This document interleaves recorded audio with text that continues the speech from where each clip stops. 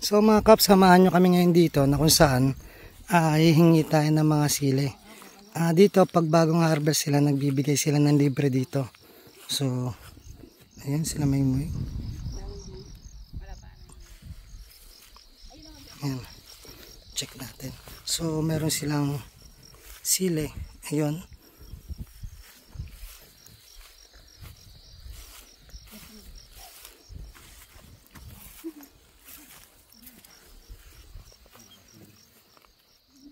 Ayun po. Sana idol.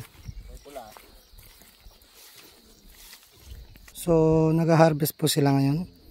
Ayun. So sila yung may-ari. Tignan natin yung way nila. Tignan lang bossing. Okay. Ayun ka, para ko daw yan.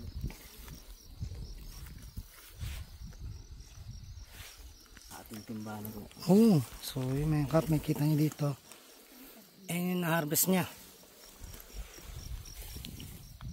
So ilang oras sa kayo nag-harvest ngayon? Mala kanina? Kalahating araw. So yun pala mga kap. Ay! Meron din dun silang silihan.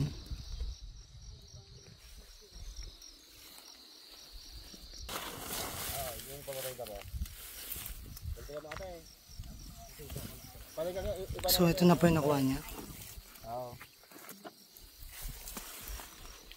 Magkano nga yung presyo? 45.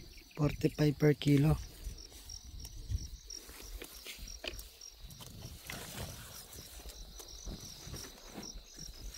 Mga idol, salamat at una na kami.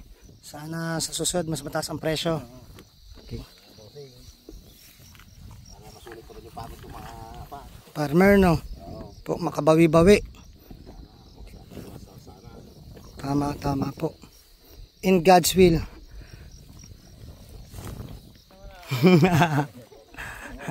So, oo nga po, nakatakip at nakatakip sila. So sila po yung ibang nag-harvest. Ito yung nakuha niya. So ang ganda ng sila niya. Ayun, Miss Taiwan. Sige po, maraming salamat po. Ayan. So yan, pwede itong pansawsawan mamaya. So may dala tayo dun suka ng pinya, mga kap. Doon ay naman ating mga kasama. Makita nyo dala niya yung bigas at yung ibang ulamin namin ng siguro for 1 week. So yun ang paraan namin mga kapag nagdadala kami ng supply dito. So minsan iniikot namin yung kolong-kolong. Ayun nga, kapag harvest ng farmer, nagbibigay sila dito ng libre. Ganun kababait ang ating mga magsasaka na sana. Wag na natin baratin yung presyo sa kanila. May kita natin kung gaano sila naghihirap dito tapos babaratin pa natin yung presyo, di ba? Wag naman.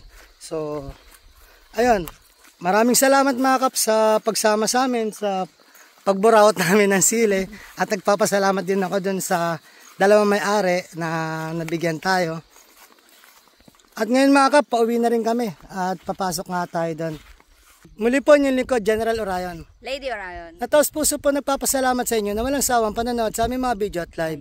Na sana po gabayan kayo ng Panginoon, sampunan yung mga pamilya, na sana po mingita ng gabay sa Kanya, sa isip, sa salita at gawa, upang magampanan natin tungkulin natin dito sa mundong ibabaw, na naayon sa Kanya mga kagusto at mga kahilingan.